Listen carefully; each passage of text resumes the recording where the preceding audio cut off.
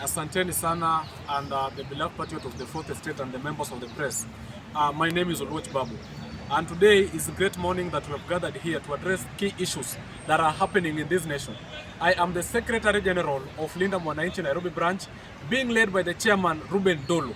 And today we are profoundly disheartened and extremely disillusioned to see things that are happening in this nation. You know, we as the member of Linda Mwananchi, being led by chairman Ruben Ndolo and the party leader James Aggrey Bob Orengo, being the governor of Siaya County, that is a senior political polytragonist, and we cannot sit down to see several people, this Uda mafia by the name of Gladys Wanga, criticizing James Aggrey Bob Orengo, going into the extent of giving out brown envelopes to the county assembly of Siaya, to this incompetent speaker by the name of John Okode. Okode, I want to tell you, you are a speaker of Siaya County. You are not a speaker of Gladys Wanga. And if you persist with that kind of trajectory, the people of Siaya and Kenya at large are going to make sure that you have been procrastinated into the docket of the Speaker of Siaya County. Because currently, United Democratic Alliance, being led by the incompetent government, the incompetent President William Samoei Ruto, has already issued out a brown envelopes over 5 billion Kenya shillings to go to Siaya County to impeach Governor James Orengo. That is something that cannot happen. And today, you know, we are sitting with the people who are very competent, consistent, and the people who are capable of giving us the directive. When you see us under the chairman of Linda Mwananchi Nairobi branch, we are being given directive by senior political polytragonist Ruben Ndolo, and that is, you can confirm with me here, I have the Constitution of Kenya. So if you can revoke the Constitution of Kenya, that is something that is going to despite the progression of this nation while depicting the latter as the devil incarnation. So I want to tell Gladys Wanga, you are no longer the spokesperson of Luo Nyanza. You are just a peculiar primitive fossil that cannot give any directive or any track record of development. But whatever you can do is to receive brown envelope from the shadows of the State House. And this kind of leadership, this kind of hemorrhage and suspect evils is something that the people of Kenya, we have actually come into a juncture to make sure we as the Linda Mwananchi with our chairman Ruben Ndolo, we are going to make sure that come 2027, these all cabals and shenanigans being led by William Ruto, Gladys Wanga, the like-minded, will go home with immediate effect.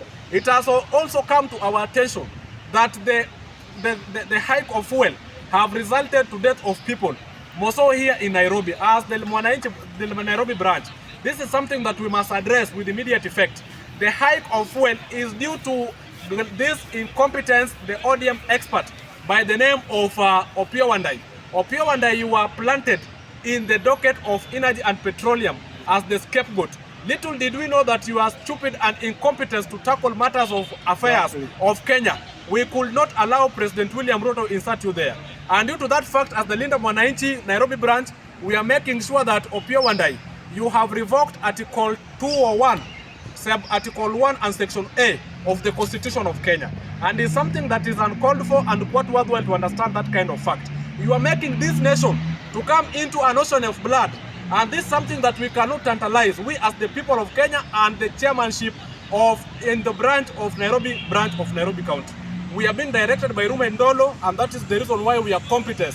You can see each and every one of us attending to articles of the Constitution to address what is right and what is wrong. Sa kwa hiyo maneno si tumesema Opiyo Wandayi 2027 pamoja na Ruto paka muende nyumbani. Hiyo mamba tumekataa. As I finalize, I want to say this man, with due all respect, by the name of Kennedy Kaunda, the stakeholder of Matatu, you were called yesterday by these peculiar and demagogues from the executive head of the executive.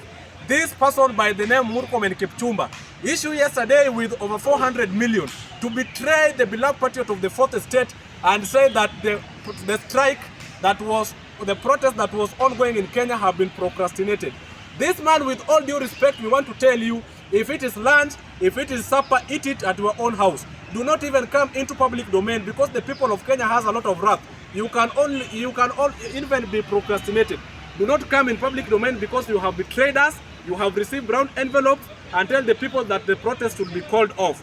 This kind of corruption, this kind of fickleness and comicality is something that we as the Linda Mwananchi Nairobi branch, being led by Ruben Ndolo and party leader James Aggrey Bob Orengo, is something that we cannot tantalize anymore. Thank you very much.